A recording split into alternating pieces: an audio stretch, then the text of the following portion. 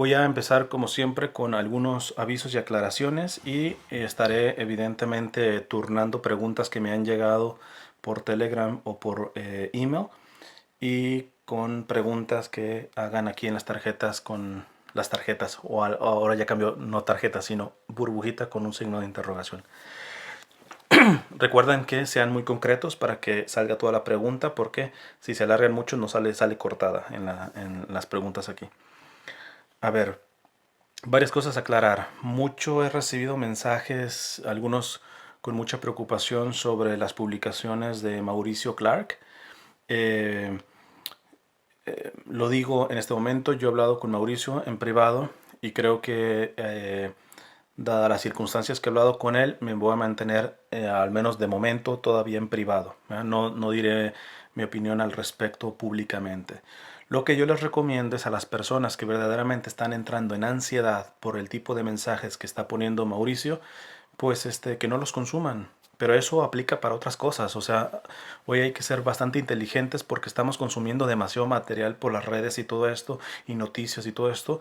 Y después, pues ahí están todos estresados y ansiosos y todo eso. Al menos en cuestión de fe, ya saben que lo que digo un evangelizador a título personal, lo que sean revelaciones privadas y todo eso, no son esenciales a la fe. Es decir, que si no escuchas la opinión de Mauricio Claro o mi opinión en cuestiones de opiniones o la opinión de cualquier otro, pues no es que te vayas a ir al infierno. ¿Ah? Tú sigue firme en el aspecto de eh, la Sagrada Escritura, la tradición apostólica y el magisterio. Prioriza eso, listo. Y trata de desconectarte de todo lo demás, sobre todo si te está generando ansiedad y estrés. ¿verdad?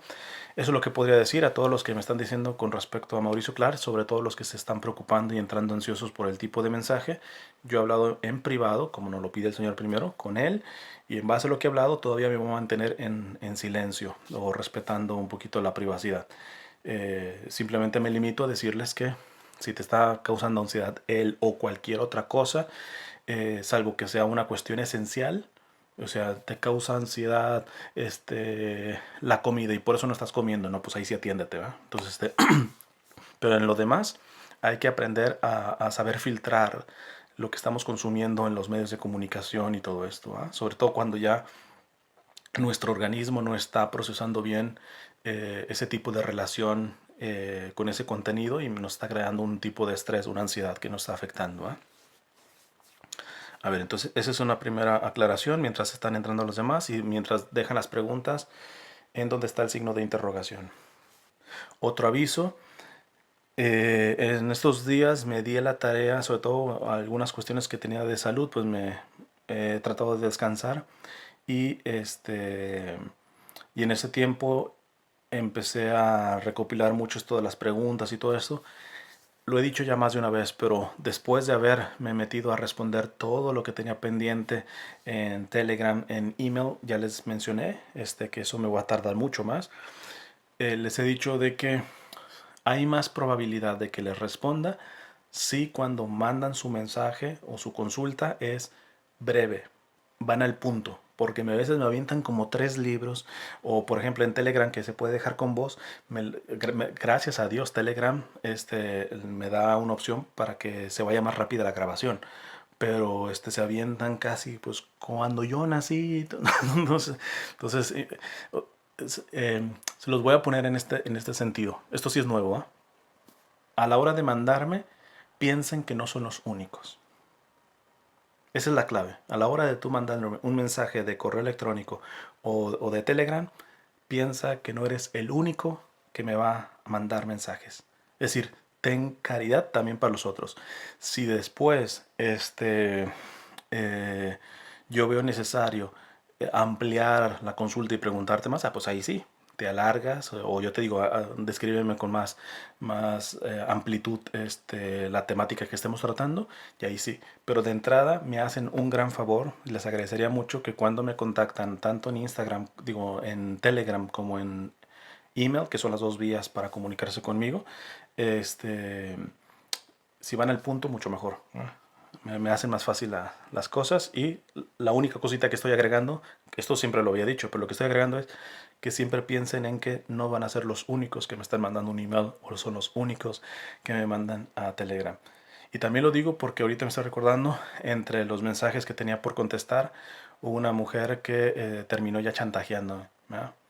Porque no la atendí, o sea, ¿qué cree que me dedico solamente a contestar mensajes de Telegram o de email? Es imposible, o sea, ni siquiera me dedico a la evangelización por redes sociales a 100%. Yo tengo una evangelización concreta de carne y hueso aquí, ¿va? Entonces, eh, entonces me salen ya, se sienten y empiezan a hacer chantajes y entonces creo que ahí quedado claro.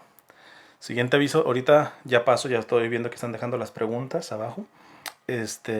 Y vamos intercalando entre las que me han llegado por fuera y las que me llegan en vivo. Eh, con respecto a algunos que me están sugiriendo, de hecho acabo de hacer una prueba de transmisión por YouTube, porque en YouTube es donde me sigue más gente. Entonces, pero si finalmente tiene las transmisiones de YouTube tienen la misma cosa de que solamente entra a las cuestiones por el chat. Y como aquí, que no leo el chat, solamente leo las preguntas que hacen el signo de interrogación, porque la hacen una sola vez y no la hagan más. Se quedan guardadas. En cambio, los chats son bien complicados porque se sube, se sube. Entonces, vi que sigue igual la cosa en YouTube. Pero bueno, les decía, o algunos me dicen que creo que YouTube permite ahora como un sistema de membresía, una cosa así como de suscribirse. Y me están diciendo de que eso me serviría para poder recibir lo de las donaciones y que sería más fácil. Tengo que investigar bien porque el hecho, por ejemplo, estos de Patreon y todo ese tipo de cosas, sé que algunos evangelizadores se han metido en este sentido, yo no comparto eso. Eso, a comparación de estar monetizando con la publicidad de esta maquiavélica y todo eso, pues evidentemente mucho mejor esto de las suscripciones. Pero ¿cuál es mi pleito con las suscripciones? Que yo veo, he visto evangelizadores que tienen cuestiones de Patreon o de evangelización en donde dan beneficios exclusivos, ¿no? O sea, si les das tal donación mensual y todo esto, te van a mandar el libro o va a tener lives o transmisiones en directo privadas para el grupito. Eso es lo que me suena lo menos católico a mí.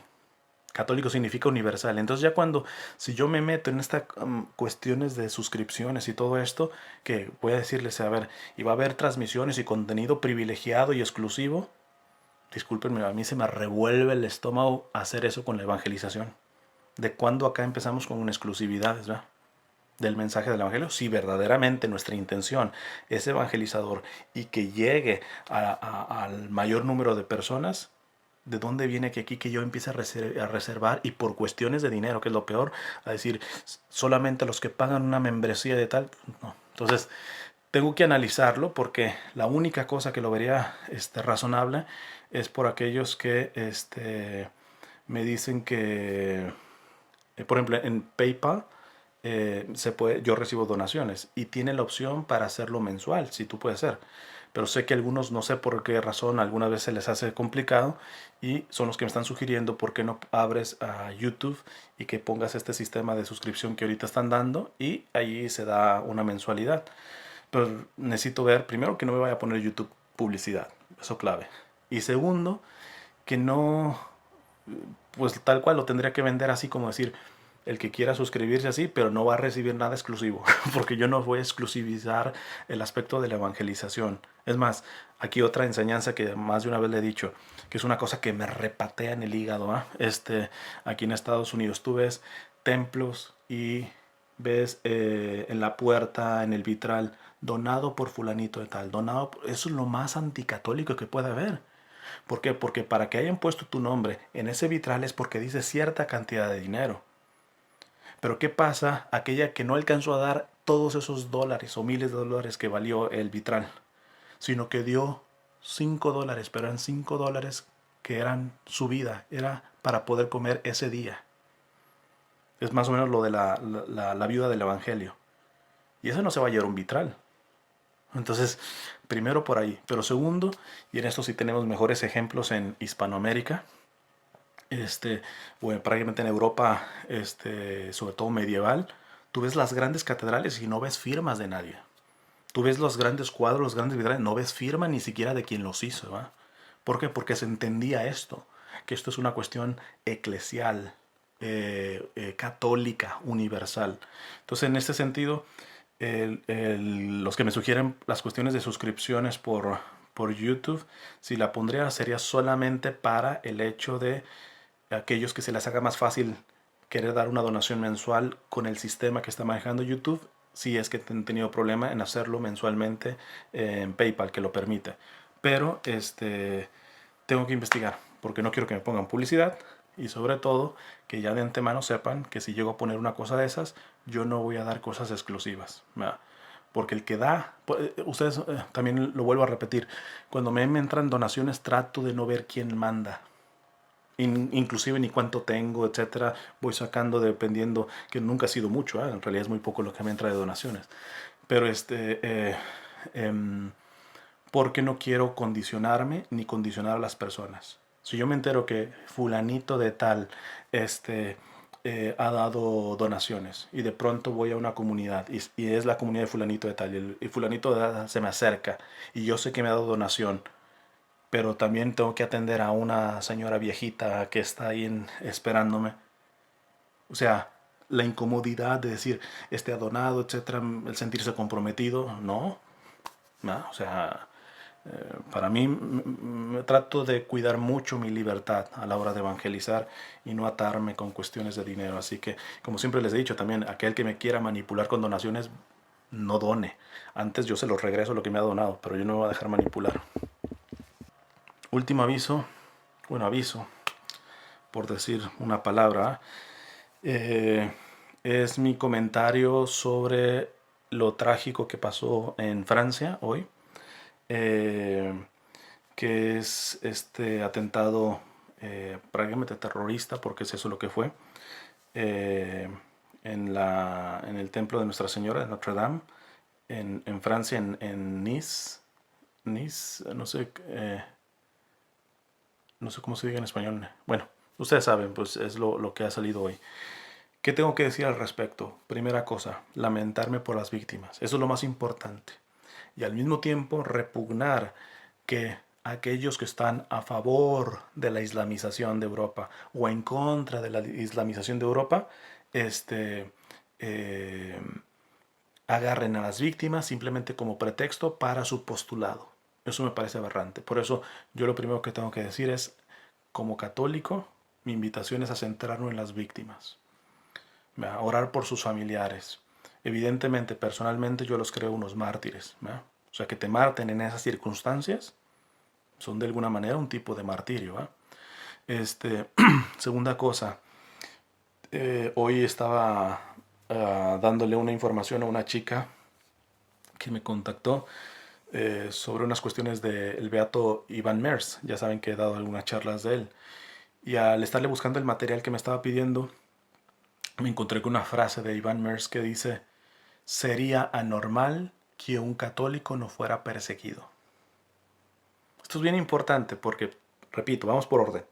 Ante estos atentados, lo primero lo que digo es poner en el centro a las víctimas. Ser sensible y no usarlas ni a favor ni en contra. No usarlas, porque no son cosas, son personas, son vidas que se ha llevado esta tragedia. ¿Va? Verdaderamente dolernos, ser compasivos con los familiares de estas víctimas. Entonces, primera cosa. Pero segunda cosa, recordarnos, mediante la frase esta de Iván Mers, del beato Iván Mers, de que sería normal que un católico no fuera perseguido. Esto porque estaba viniendo una línea generalmente es más conservadora o tradicionalista, de estar continuamente escandalizando de que nos están persiguiendo los católicos y no voten de ese político porque nos persiguen los católicos, etcétera. Y me dan ganas de decirles, o sea, como que tú quieres que vivamos en un mundo en donde los católicos no seamos perseguidos. O sea, yo no soy masoquista, evidentemente. No estoy diciendo de que listo, a todo el que quiera perseguirnos y hacernos daños, pues hay que permitírselo. No, yo no estoy diciendo eso.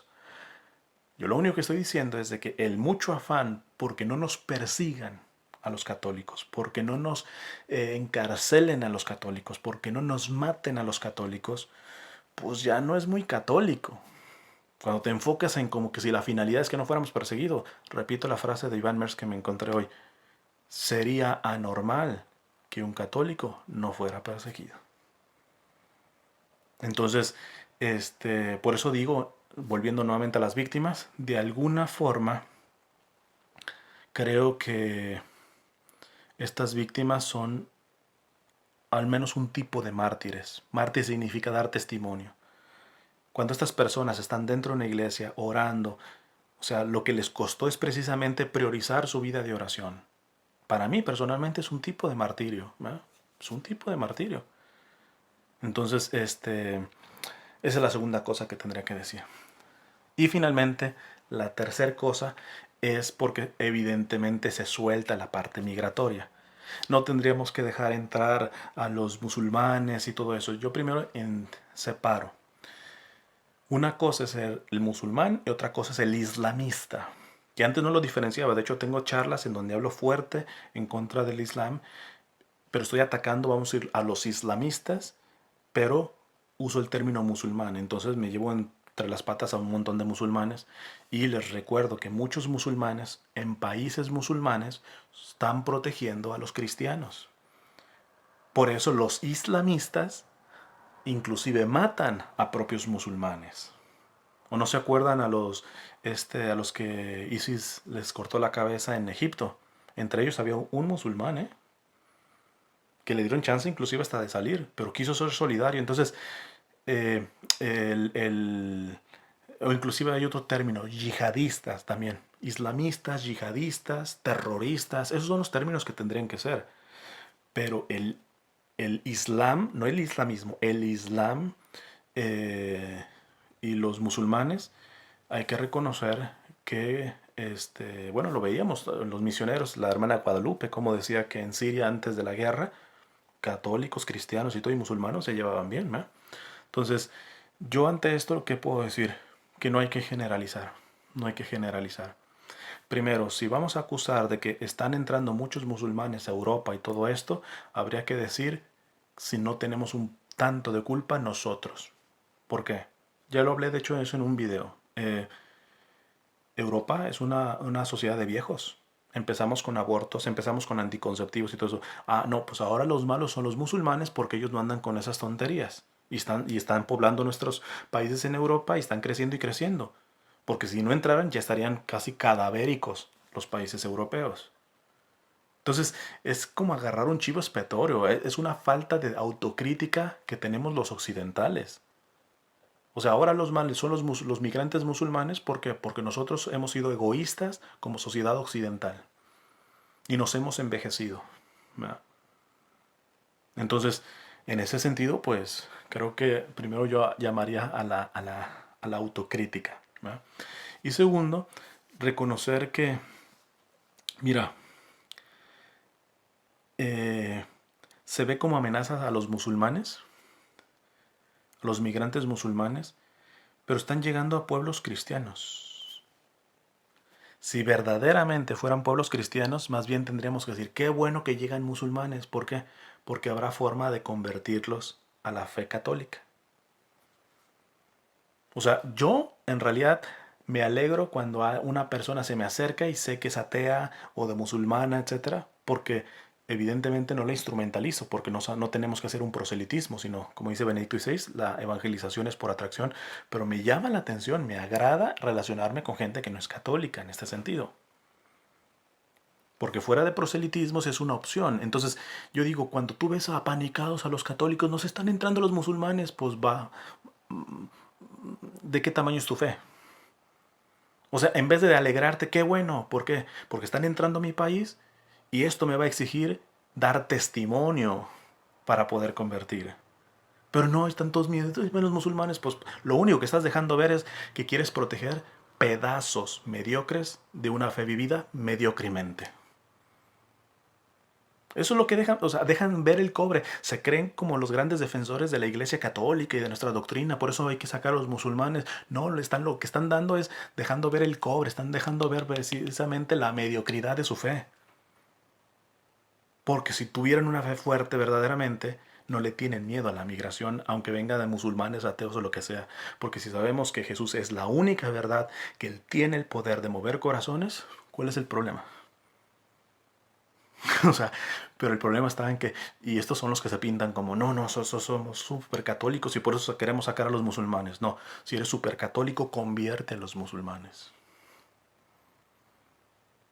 Ah, no, pero como creemos que la conversión es una cuestión de dar bibliazos y que evidentemente así ni remotamente un musulmán se va a convertir en esta evangelización de 3 pesos, marketinera con la que estamos cayendo, pues no, ahí no. Aquí es donde sale la figura, por ejemplo, de Charles de Foucault, el beato, pronto santo Carlos de Foucault, que él fue a evangelizar ya, pero entendió que es una etapa primero de desbrozamiento, ni siquiera de sembrar ni de cosechar, sino de preparar el terreno. Por ejemplo, Carlos de Foucault, francés, se ha dicho de paso, eh, hacía también una cosa. Llegó a llevar indígenas tuareg, que eran musulmanes del Sahara, los llevó a Francia. Por ejemplo, llevó una vez un muchacho a vivir con familias cristianas, porque decía que así era más efectiva la evangelización. No se les daba clases de la Iglesia Católica, que el muchacho vea las implicaciones de un matrimonio que vive católicamente, que vive una familia católicamente, pero como ahora Europa y muchos de estos católicos tan apanicados de que lleguen los musulmanes no pueden dar testimonio con su propia vida de ese cristianismo, creen que, pues no, es que es muy tonto decir que vamos a convertir a los musulmanes, mejor hay que sacarlos, no, no, no, mejor reconoce que has caído en una mediocridad en la evangelización, que tienes miedito. Entiende un cristiano con miedo. Un cristiano pudiera tener temor, que es prudencial, pero un cristiano con miedo. Dios mío. Y que me presuma que es el defensor de la fe católica y por eso fuera a los musulmanes. No, compadre, al contrario, lo que estás dejando ver es lo cobardón que eres, lo mediocre que es tu fe, ¿no? Y que entiendes la evangelización simplemente en términos de proselitismo y no de procesos. Entonces, pues son esas 3 cositas que tendría que decir al respecto de esto. Y ahora sí, Leo, ¿qué piensas del taller del emprendedor católico de Mauricio Arrieta? No sé si Mauricio Arrieta... me llegó la información de un portal, Catholic Link, creo es, que estaba dando talleres de como de marketing católico y todo esto. Evidentemente, personalmente ya no me sonó bien la cosa del arranque, pero tengo que ser prudente y la prudencia es poder contactarlo primero a la persona. No sé si sea Mauricio Arrieta, no me acuerdo el nombre de él, el del director de Catholic Link. Entonces lo que he tratado de comunicarme primero con ellos, ya me respondieron un poquito y voy a tratar de poder hablar al respecto.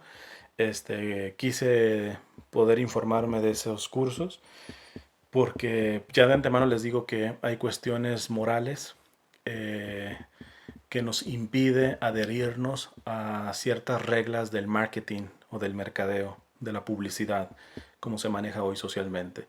Entonces, pero bueno, no puedo adelantarme, tengo que informarme bien y posterior a eso, pues, ya les podría decir. Ahora, en este caso del taller de emprendedor católico, no sea que se hable como de emprendedor, habría que nuevamente, el ser emprendedor por sí mismo está mal, no. Ahora, cuando este emprendedurismo se mete en la dimensión de la evangelización, siempre es muy riesgosa, porque creo que aquí lo que da mucha luz es aquella frase que ha dicho el Papa Francisco, que las obras de evangelización generalmente se empiezan a pudrir comenzando desde el bolsillo. O sea, por eso soy tan escrupuloso en la manera de cómo me manejo en cuestiones de dinero y todo ese tipo de cosas, porque eh, es muy fácil pudrirse tanto en la intención y a veces hasta en los propios contenidos, eh, por cuestiones de dinero en la evangelización, ¿no? Eh, yo prefiero inclusive que el emprendedurismo se comience en áreas seculares y que dentro del área secular, por ejemplo, se aplique la doctrina social de la iglesia. Para mí eso es mucho más efectivo y eso es evangelización también, ¿no? Entonces, pero bueno, eso es lo que más o menos podría decir al respecto. Dios seguirá creando ángeles y si sí, algunos se seguirán revelando, haciéndose demonios. No, Dios ya creó a los ángeles de un tirón como tal, y como los ángeles no se reproducen, vamos a decirlo así, de hecho cada uno agota su especie, ¿verdad? Puede ser de una jerarquía, varios ser de una jerarquía, pero de su especie, vamos a decirlo, cada uno agota su especie. Entonces, eh, en ese sentido no. Nada más que, como sabemos por la revelación, creó miriadas y miriadas y miriadas y miriadas de ángeles, ¿verdad? Entonces, eh, si algunos se siguieran revelando, no. ¿Por qué? Porque ya los ángeles los creó y les puso la prueba. Porque repito, esto ya lo mencioné, si un ángel o un ser humano tiene lo que se llama la visión beatífica, es decir, ve a Dios claramente, es imposible rechazar a Dios. O sea, es imposible, la voluntad se rinde con Dios, ¿va? Entonces los ángeles cuando fueron creados, me gusta una imagen que pone el padre Fortea, que es exorcista, dice que es como una, creo que decía como una esfera, pero con un velo. O sea, que los ángeles sabían que es Dios, ¿verdad? Pero no lo veían, no tenían la visión clara de Dios, ¿verdad? ¿Por qué? Porque Dios también los creó con libertad a los ángeles, ¿verdad? Y en ese acto, pues hubo, se habla de un tercio de los ángeles, que a la cabeza Satanás, que se rebelaron, ¿verdad? Entonces, cuando ya hubo el juicio de los ángeles personal, porque también como nosotros van a ser partícipes del juicio final, pero ya ellos recibieron su sentencia, al revelarse la visión beatífica, hoy por hoy los ángeles que se salvaron están viendo a Dios cara a cara, vamos a decirlo así.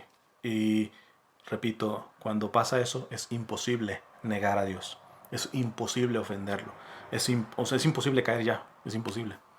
Entonces, y los que lo condenaron, como ya se cerraron a esa visión beatífica, jamás se pueden arrepentir, ¿verdad?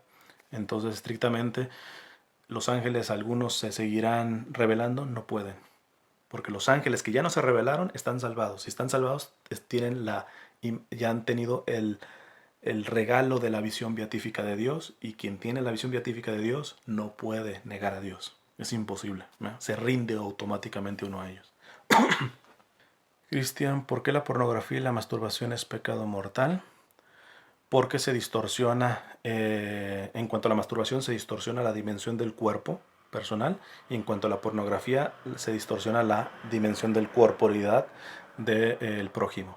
Es una deformación del cuerpo mío y deformación del cuerpo humano. Entonces, evidentemente, eso lleva a egoísmos y lleva un montón de cuestiones de pecado, ¿eh? Ahí yo recomiendo mucho que profundice sobre la teología del cuerpo de Juan Pablo II. ¿Qué opinas del grupo de católicos que le piden al Papa dar una explicación en la Plaza de San Pedro? Pues están en su derecho. No comparto tanto porque me encantaría saber si ellos son conscientes, no sé, si son conscientes de que los males que pueda haber en la iglesia de cualquier tipo no solamente viene de quienes los cometen, sino así como hay una comunión de los santos, hay una comunión del pecado. Son palabras de Juan Pablo II en Reconciliatio et Penitencia. Y muchos de los que se ponen a fiscalizar al Papa y a criticarlo y todo eso, no los veo reconociendo sus propios pecados públicamente.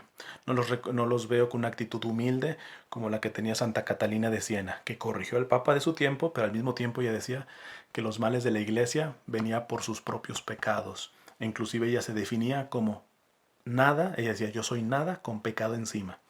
Yo no veo esa humildad en aquellos que le piden generalmente las explicaciones al Papa. No veo esa actitud. Entonces, en ese sentido, pues me huele un poco mal. Están en su derecho. No digo que no lo deban de hacer, que lo hagan, pero me parece que se pueden quedar en una rayita muy cercana al fariseísmo, ¿eh? Creyendo que como los grandes males vienen por el Papa, por los cardenales y por todo eso, sin darse cuenta, repito, de esa comunión del pecado, ya que nos hablaba Juan Pablo II en Reconciliarse y Penitencia. Bueno, ya respondí muchas de acá. Déjenme ir a las que me han llegado por fuera. A ver, me dice uno, Dios quiera y algún día pudiera ayudarme con esta duda respecto a mi ángel de la guarda. Cuando somos concebidos en el vientre de nuestras madres, en ese mismo momento Dios nos asigna a nuestro ángel. Voy respondiendo rápido porque suelta varias preguntas. Sí. En el momento de nuestra concepción, Dios nos asigna un ángel de la guardia. A mí me gusta más decirle ángel custodio. No sé, me gusta más el término de ángel custodio, ¿eh? Pero es el mismo, ángel de la guardia. O hasta que nacemos al mundo, no, desde la propia concepción, porque como el trabajo del ángel es ayudarnos para nuestra salvación, nuestra historia de salvación comienza desde que comenzamos a existir. Por lo tanto, el ángel es asignado cuando somos concebidos. E inclusive, ¿saben qué? Ahorita se me viene a la mente con esto. Yo ya lo he hablado de cómo creo que estoy cada vez más convencido y más que no solamente ya son deducciones teológicas, sino que he visto que tienen bases neurológicas, de cómo grandes traumas que traemos empezaron desde el vientre materno y que también grandes bendiciones que hemos recibido, las recibimos en el vientre materno. Y se me ocurre esta parte, que las madres que están embarazadas pidan al ángel custodio de su bebé que comience a trabajar espiritualmente en su bebé desde el vientre. Creo que es muy importante, ¿verdad? Porque desde la concepción hasta los 7, 10 años son los años más importantes de un ser humano, porque son en los que más puede quedar impreso tanto el mal como el bien. Ya después de ahí, con el libro albedrío y todo eso, pero desde la concepción hasta los primeros más o menos 7 años es lo más importante en la vida de un ser humano, porque lo que le metas, lo que reciban, para bien o para mal, es una marca muy profunda. Entonces dice, en ese mismo momento Dios nos asigna a nuestro ángel, sí, en la concepción. O hasta que nacemos al mundo, no, en la concepción. Y cuando pasamos a nuestra vida espiritual, muramos, nuestros ángeles nos acompañan al purgatorio. Esa es una pregunta que sí no sabría respondértela, que también ya saben. O sea, yo no le voy a hacer como otros evangelizadores que responden por no quedar como que no saben y dicen burrada y media. No sabría decirte.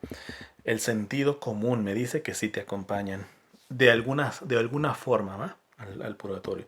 Porque repetimos, el purgatorio no es propiamente un lugar, sino es un estado de vida, ¿va? Entonces, no es como que el ángel, inclusive el ángel ahorita custodio conmigo, no es que lo tenga aquí, estrictamente hablando. O sea, los ángeles están en la presencia de Dios. Y al ser espíritu puro no se mueven en el sentido de nosotros, ¿va? O sea, inclusive hasta en las cuestiones del tiempo, los ángeles se mueven en el Evo. Nosotros tenemos tiempo cronológico porque somos seres materiales, ¿va? Y hay distancia, hay velocidad, hay todo ese tipo de cuestiones que hacemos en el orden material. Pero los ángeles no son materiales, son solamente espíritu. Entonces, el ángel sí tiene un tiempo. El que está fuera de tiempo es Dios, que es en la eternidad perfecta. Pero el ángel, el cambio que tiene en cuanto a su temporalidad son actividades intelectuales, de su intelecto, porque tienen intelecto y voluntad también, ¿no? Entonces, en este sentido,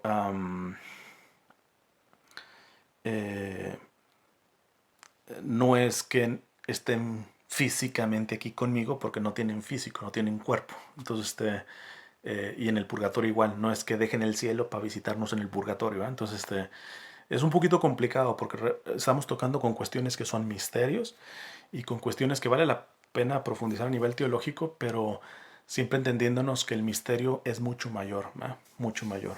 En mi percepción, no sabría responderte, pero asumo que sí, asumo que sí.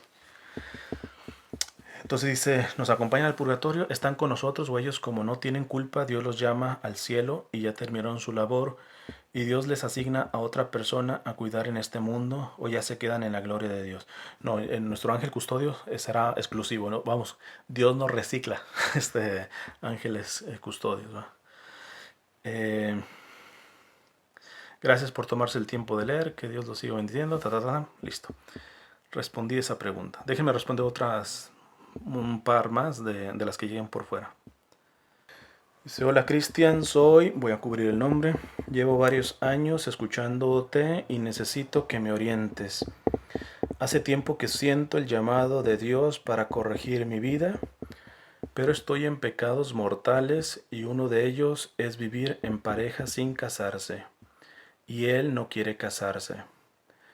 Tenemos 3 hijos y es muy difícil dar todo el contexto de mi vida y de cómo llegué a estar en pecados solo por mensajes. Sé que necesito confesarme, pero no puedo por mi situación de vida. Y se me ocurrió contarle al padre mi situación, pero me dijeron que el padre se molesta cuando le dices que tu pareja no se quiere casar. Pues entonces, ¿para qué se hace sacerdote si le molestan los pecados ajenos? De hecho, déjenme hacer, ahorita se me vino una cosa a la mente, si me ven sacerdotes, tengan mucho cuidado con esta cuestión de la confesión, porque fíjense qué actitud diferente de sacerdotes santos. Una vez había una religiosa de un carmelita que Santa Teresa puso de ese convento como confesora a San Juan de la Cruz. Y pues la fama de santo la tenía ya. Entonces dice que esta monja no se atrevía a confesarse porque pues San Juan de la Cruz es San Juan de la Cruz, el santo. ¿Eh? Entonces San Juan de la Cruz le dijo, mi hermana, eh, este, eso es absurdo porque entre más santo, más misericordia. O sea, que preocúpese de los sacerdotes que no están trabajando en la santidad porque ahí sí va a encontrar poca misericordia. Sea por cuestiones legalistas que estén rígidos, o sea por aquellos sacerdotes que supuestamente son misericordiosos y que te dicen que el pecado no es pecado y todo eso. No, no, no. Los santos verdaderamente son misericordiosos, ¿verdad? Pero bueno, esto se me vino a la mente por esto de que supuestamente el sacerdote se escandaliza si le dicen que están en esa situación. Dice que su padre, dice, sé que necesito confesarme, pero no puedo por mi situación de vida. Y se me ocurrió contarle al padre mi situación, pero me dijeron que el padre se molesta cuando le dices que tu pareja no se quiere casar. También sufro de violencia doméstica, ahí hay un problema, que a veces piensa que yo genero con mis problemas personales, por favor oriéntame. También oro, solo que no como yo quisiera, que es darle un tiempo especial a Dios, a veces por cansancio. Solo hablo con Dios acostada, amamantando a mi bebé. Bueno, quisiera acotar rápido lo de la violencia. Si hay violencia ya intrafamiliar, pida ayuda urgente, urgente. Puede hablar a caridades católicas, si quiere empezar con una cuestión de acercamiento a la iglesia, pero si no al gobierno del estado, ¿verdad? De donde viva, porque esto es urgente. Cuando hay violencia, generalmente no se para si no hay algún tipo de terapia o de ayuda. Y esto yo les hablo porque yo he sacado mujeres golpeadas y todo ese tipo de cosas. O sea, yo sé de lo que se trata. Inclusive amenazas de muerte he tenido a raíz de defender este tipo de mujeres. Entonces, yo lo que te diría, lo primero es velar por tu seguridad y la de tus hijos si ya hay violencia, ¿verdad? Entonces que consultes eso. Sé que a veces es un poco difícil, ¿verdad? Pero encuentra la forma o de decirle a otra persona de confianza cercana a ti y que te ayude a tener la ayuda necesaria. Y lo digo porque es que, o sea, sé que es un drama, no sé de qué país, a ver, no sé si dijo aquí.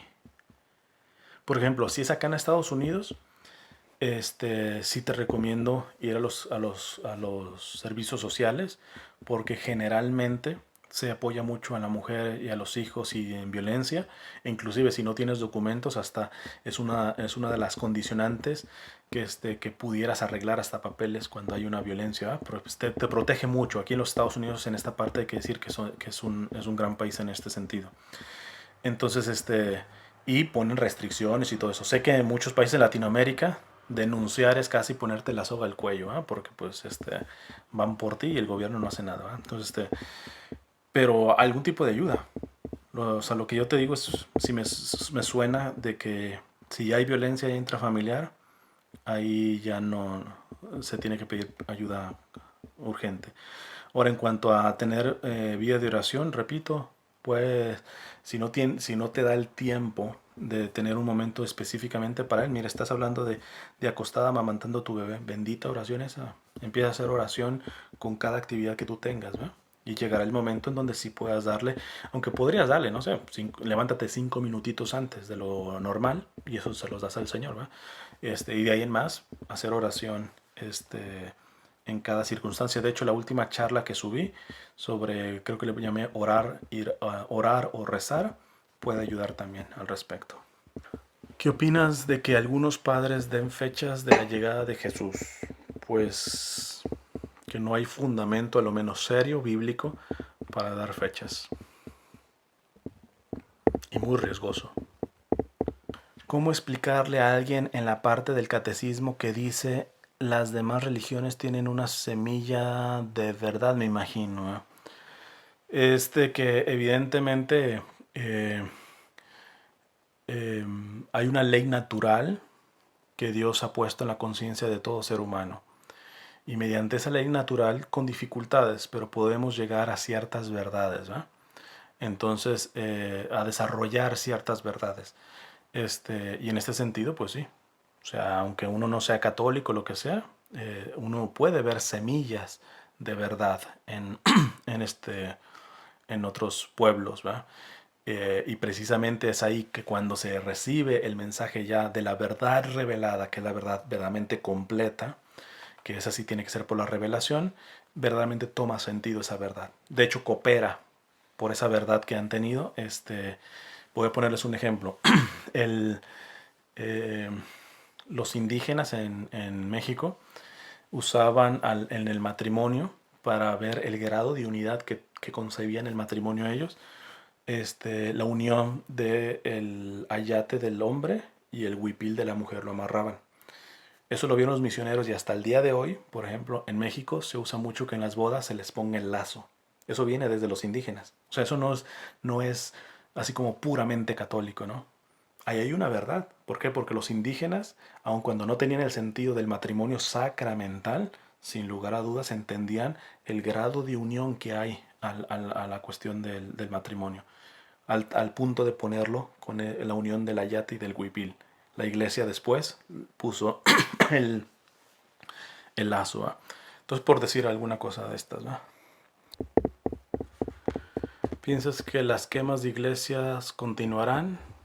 Pues no soy profeta, no sé, pero creo que hay que proteger nuestros templos, pero al mismo tiempo creo que es fundamental eh, defender o priorizar más los templos vivos.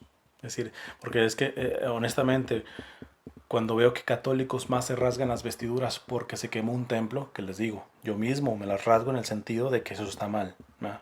Es una cuestión sacrílega totalmente.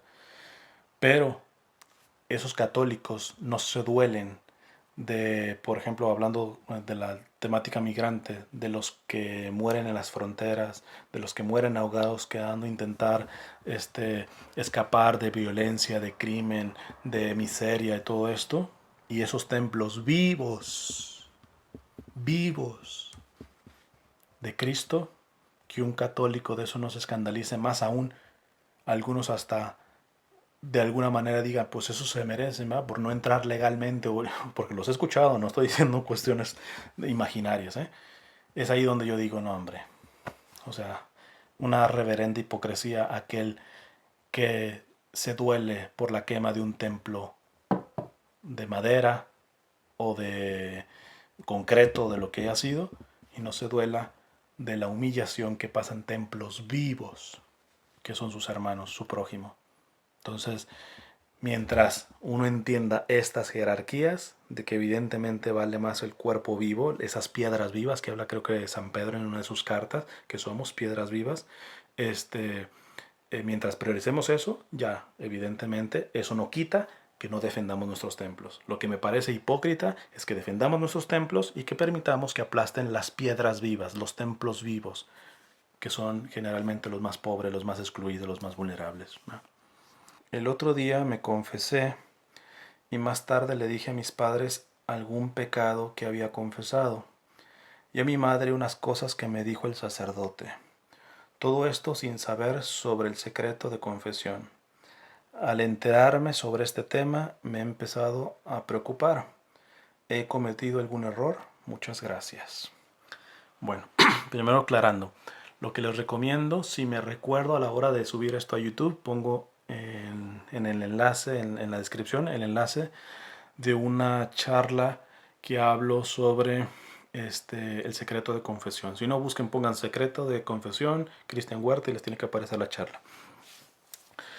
Es muy bueno para entenderlo, porque evidentemente el que le obliga el secreto de confesión y es inviolable, eh, por ejemplo, hay secretos que son muy fuertes, como los secretos profesionales, el de los abogados, los médicos, los psicólogos. Estos secretos son casi totales, pero puede haber ciertas condicionantes en donde se pueda violar ese tipo de secreto. En el de la confesión no hay una sola razón. O sea, para ponerles un poquito, para que vean la dimensión del sigilo sacramental. Si un sacerdote, alguien se le confiesa y le dice, ¿sabe qué? Voy a matar a tal persona mañana. El sacerdote no puede ir a avisarle. A ese nivel. O sea, el secreto de confesión es eh, inviolable. No hay una sola excepción para violarse. Entonces, pero lo primero que le respondería a esta persona que hace esta pregunta es, el secreto de confesión le aplica al sacerdote. Ahora, eso no quita que lo prudencial es que uno no comparta lo que el sacerdote le esté diciendo a uno como tal. Pero eso es prudencial, muchas veces se puede, ¿va? Entonces, sin problemas, sobre todo si con el que me confesé, por ejemplo, no es mi director espiritual. Yo, por ejemplo, muchas cosas que he recibido en la confesión de sacerdotes que no son mi director espiritual, después se lo comparto a mi director espiritual o una amistad de confianza, porque sé que me puede ayudar, ¿va? Entonces, en ese sentido yo no entraría en escrúpulos, ¿va? Depende de qué es lo que compartes, ¿verdad? Porque, por ejemplo, una vez, que eso también no sabría decir si que tan prudentes por el padre, ¿verdad? Pero un padre una vez, literalmente cuando me confesé, él se estaba confesando también de pecados suyos. O sea, me pareció un acto tan de hacerse vulnerable el sacerdote, de compartirme caídas suyas. Evidentemente, seguramente bueno, así lo interpreté, como queriendo ser solidario conmigo, ¿verdad? Entonces, eh, evidentemente pues ahí no puedo compartir eso, pues, o sea, él me compartió una cuestión privada y aun cuando no me obliga a mí el secreto de confesión, pues es un mínimo de sentido común de ser prudente con esa información. Pero ya que estamos hablando de este secreto de confesión, quiero mencionar dos cosas. Una, este, eh, al menos en los lugares donde he estado, que están confesando pues al aire libre y todo esto, yo les ruego a los que organizan ahí en las parroquias o inclusive a las mismas personas que van a confesarse que tengan sentido común, porque es al aire libre, ¿va? A veces no es ni siquiera un confesionario así como improvisado, ¿no? Literalmente el sacerdote está ahí sentado confesando nada más. Que tomen distancia, porque yo lo hago. Y a veces me han dicho, no, no váyase más adelante. No, no, es que yo no puedo estar escuchando la confesión de otra persona. Porque ahí sí, y pongo este ejemplo, porque ahí sí te aplica el secreto de confesión. O sea, si el secreto de confesión de tus pecados le aplica al sacerdote. Él es el que no puede decir absolutamente nada de esto, ni mandar indirectas de nada, nada. Silencio completo. Pero si tú llegas por accidente, esperemos que no hasta por mala intención, a escuchar una confesión de otra persona, confesión sacramental, te aplica exactamente el mismo nivel de sigilo sacramental. Y ya sabes que quien viola el sigilo sacramental queda excomulgado ipso facto. En el mismo momento queda excomulgado, ¿no? Y hay penas gravísimas para el sacerdote que revela algo. De hecho, hace poco, no voy a decir el nombre, pero les mencionaba, hay que orar mucho por nuestros sacerdotes. Un sacerdote que, pues sí, es muy bueno, por ejemplo, en cuestiones de liturgia, doctrina y todo esto, pero me empezó a navajear por abajo, estaba hablando atrás de mí, etcétera, y ni siquiera daba la cara, pero al final otra persona terminó hablando para ridiculizarme, y esto lo que fíjate lo que me dijo este padre. O sea, en automático yo traté de hacer una corrección, desafortunadamente este padre se portó de manera muy cobarde, no quiso ni siquiera dar la cara. Este, o sea, tiene los pantalones como para hablar a mis espaldas y no tiene los pantalones para dialogarlo delante de mí y se justificó de otras maneras. Yo no hice un proceso legal canónico con él, pero pude hacerlo. O sea, pude llamar a su obispo y se mete en grandes problemas, ¿verdad? Porque imagínate, y esto va para nuestros sacerdotes, o sea, si un sacerdote no, es de los que está hablando atrás, aunque no sea en el contexto de confesión, pero no tiene la prudencia de manejar el foro privado de las personas de manera madura, valiente, que como este sacerdote ni siquiera dio la cara, entonces pues yo no sé quién se atrevería a confesarse con un sacerdote así. O sea, cuestionense ustedes. No sé si ustedes se atreverían a confesarse con un padre que es lengua fácil. Y lengua fácil a espaldas de las personas, que es peor alguno. Entonces yo sí pude hablar directamente porque aun cuando no está revelando como secretos de confesión, sí hay una cuestión grave de lo que él estuvo hablando atrás, sobre todo porque había calumnias, mentiras. Entonces, y pude haberlo denunciado con su obispo, ¿va? Entonces, aquí yo creo que es pues pedir mucho la gracia de Dios en cuanto al aspecto de la prudencia, del respeto de la privacidad del otro, ¿va? Y específicamente en la cuestión de la confesión, el secreto de confesión le aplica solamente al sacerdote, y si alguno de nosotros llegara a escuchar una confesión, que ojalá que no, siempre que estemos en riesgo, prefieran aléjense del confesionario, denle la privacidad verdaderamente, pero si llegas a escuchar algo, ahí sí te aplica el mismito nivel de sigilo o de silencio. Es decir, no puedes decir absolutamente nada, no puedes mandar indirectas, no puedes actuar sacando ventaja de eso, porque alguien puede decir, bueno, no dijo nada, pero supongamos, alguien se confiesa con padre, padre, me estoy robando las limosnas. El padre después de la confesión no puede decir a los ujieres, ¿saben qué? Que fulanito de tal no agarre la cuestión de las limosnas. Lo van a agarrar ahora desde usted. ¿Por qué, padre? No, no les voy a decir. Aun cuando uno diría, no dijo, no lo reveló, ya está actuando mal ese sacerdote, porque no puede sacar ventaja de la información que recibió en confesión. No puede sacar ventaja, no puede mandar indirectas para fregar a esa persona. O sea, es silencio absoluto, es sigilo completo. Entonces, como la carga es tan fuerte, les digo, a veces yo me he estado confesando ahorita en esas al aire libre, y una me decía, no, acérquese más. No, no, no, no, no, yo no me quiero meter en broncas. Yo no quiero escuchar absolutamente nada porque chance hasta ni por mala fe se me sale un día algo, y eso es grave, porque es secreto de confesión y ya me aplicaría a mí por andar escuchando eso. Este, evidentemente, si alguien ha escuchado eso, de antemano vaya y lo confiese, ¿no? Antemano, ahí es comunión, al que revela el secreto de confesión. Pero pues vaya y háblelo, ¿no? Con un sacerdote. Estrictamente hablando, ¿es pecado escuchar reggaetón? Estrictamente hablando, no. Habrá que ver qué tipo de reggaetón, ¿no? O sea, las letras y todo esto. Eh, pero estrictamente el ritmo en sí, no. Ahora, honestamente, el ritmo en sí me parece muy pobre, ¿no? Entonces, como apreciación artística, pues casi se me haría un poco de pérdida de tiempo, ¿eh? Aun cuando la letra no fuera negativa. Pero bueno, estrictamente hablando, reggaetón por sí, no. Ahora, la mayoría de letras sabemos que son obscenas y ahí sí.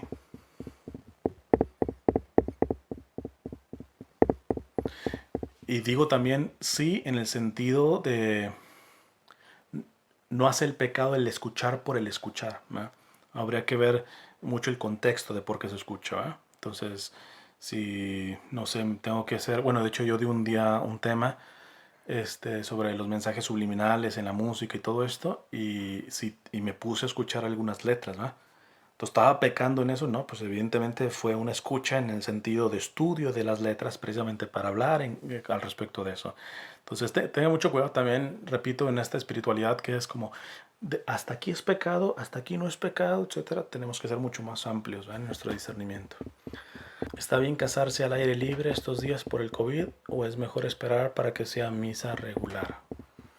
Si a mí me preguntas, yo valoro más el sacramento que las condiciones en donde se da el sacramento. O sea, recuerdo a los tiempos de la persecución del gobierno en México, lo que le llaman la cristiada.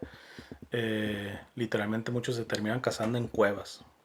Entonces, yo mil veces valoro más el hecho de, o sea, si yo me fuera a casar, priorizaría más, así fuera abajo de un árbol con que esté lo necesario para darse al sacramento, prefiero mil veces eso a estar esperando que sea en un templo, que sería siempre lo mejor, ¿va? Pero, o sea, las circunstancias hacen que se priorice, y la priorización es primero el sacramento por encima del lugar. Ok, me dice la persona que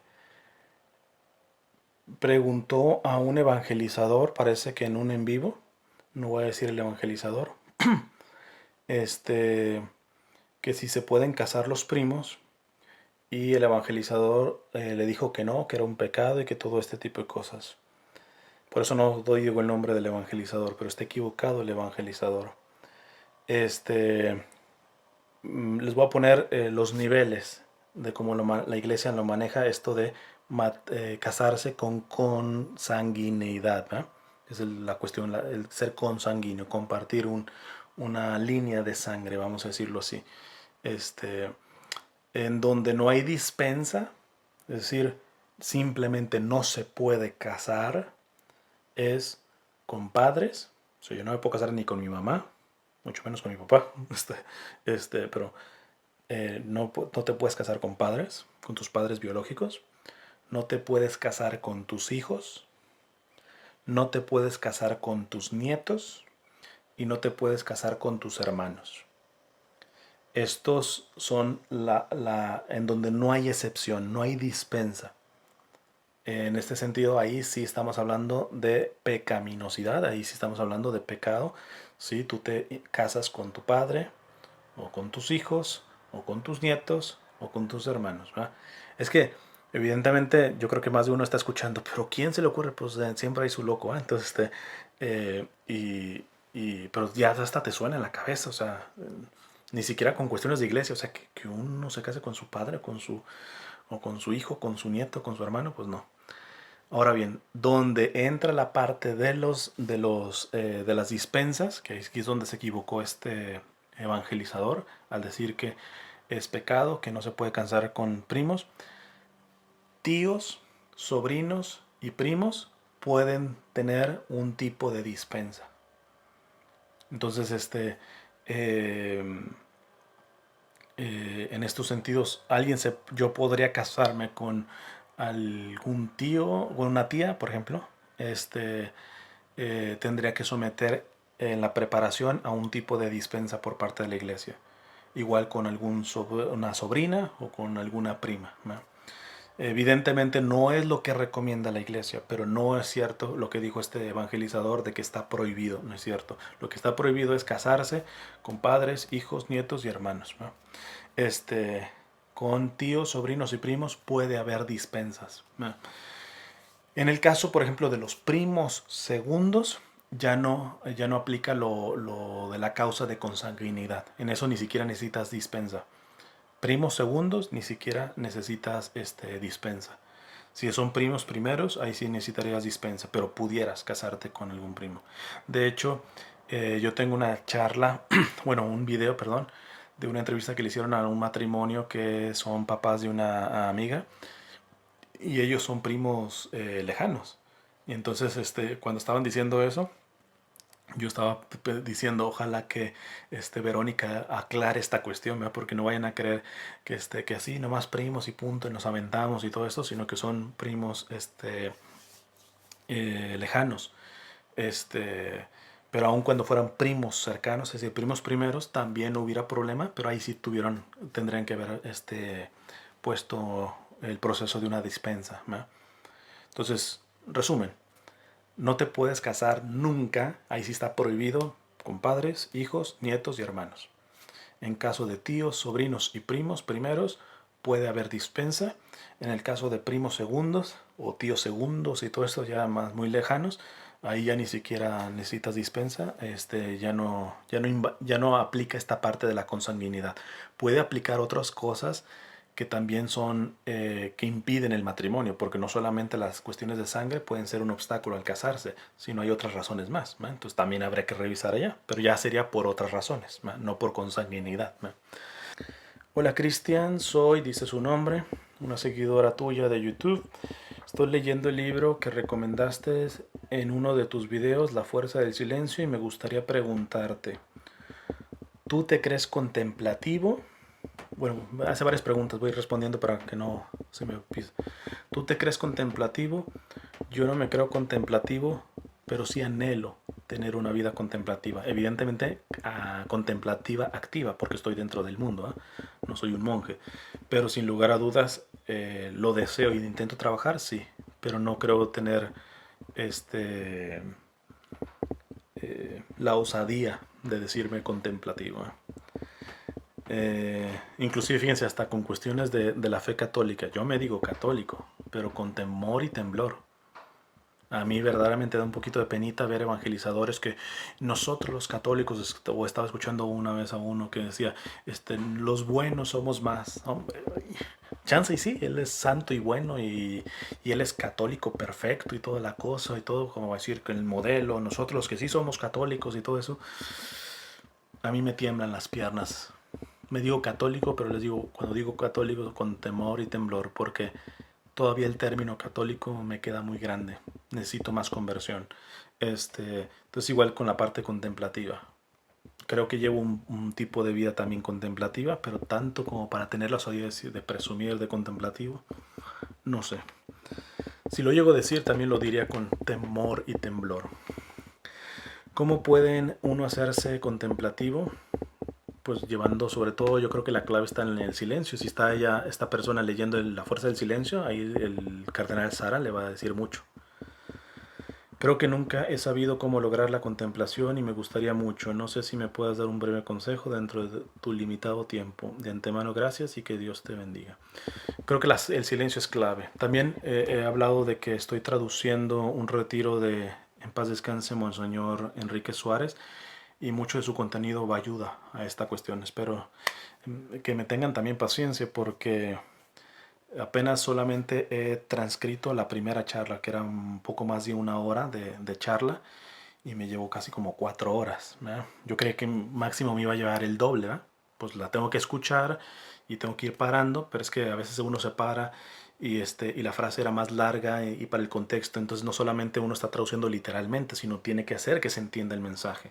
Entonces, nomás he traducido una y les digo, me llevó poquito más de 4 horas, tras tal cual traducirla al español por escrito. Lo que estoy pensando, le decía a una amiga, es de que chance y eh, doy algunas charlas con la enseñanza en general que da aquí Monseñor Enrique Suárez y más bien hablar con las personas de la diócesis a la que pertenecía este santo obispo y buscar el publicar esos escritos. ¿Va? Acá no es muy común las capillas de adoración eucarística de 24/7. Mi pregunta es si es válido si hago adoración eucarística con transmisiones en vivo por YouTube. Y lo pregunto por su video de 7 obstáculos en donde narra la anécdota del Padre Fortea. Pues cuando no tienes más de otra, pues es lo que tienes, la adoración virtual. Aunque siempre yo no me conformé cuando estaban cerradas las iglesias de acá y yo lo que hacía era irme y afuera de la capillita yo me quedaba ahí afuera. O sea, prefiero eso a la adoración virtual. ¿Verdad? Pero bueno, si no hay de otra, ni siquiera puedes ir a estar afuera del templo, eh, pues lo que hay, que no te puedo decir otra cosa más. O sea, no es lo mismo, pues evidentemente no es lo mismo, pero el Señor sabe que pues es lo que hay. Ahora sí, como decía el chiste, ¿verdad? De eso de que cuando vas y te levantas y te ves en el espejo y dices, pues es lo que hay. Esto es lo que hay. A ver, vamos a responder. ¿Es pecado poner a dormir un perro con muchos años y enfermo? No. Entonces, la eutanasia no hay problema con los animales, ¿verdad? Ya lo he explicado también, de por qué ellos no tienen un alma espiritual, tienen un alma animal. Entonces, inclusive muchas cosas es hasta misericordioso para con el animal si verdaderamente tiene ya mucho dolor o todo ese tipo de cuestiones, enfermo, todo eso. eh, la, Aplicarle la eutanasia no hay problema. Porque el animal se debe respetar en cuanto animal, pero no tiene dignidad, estrictamente hablando como nosotros. Sé que los animalistas se van a reventar, pero bueno, ya tengo muchas charlas en donde he argumentado con razones. ¿Cómo estás de salud ahora? Pues todavía fregado. Bueno, siempre he estado fregado de salud, ¿no? Pero ahí nada más oren por uno. Mientras me aguante la salud, yo seguiré evangelizando y si no, pues ya, hasta donde llegue. Bueno, voy a dejarlo hasta aquí.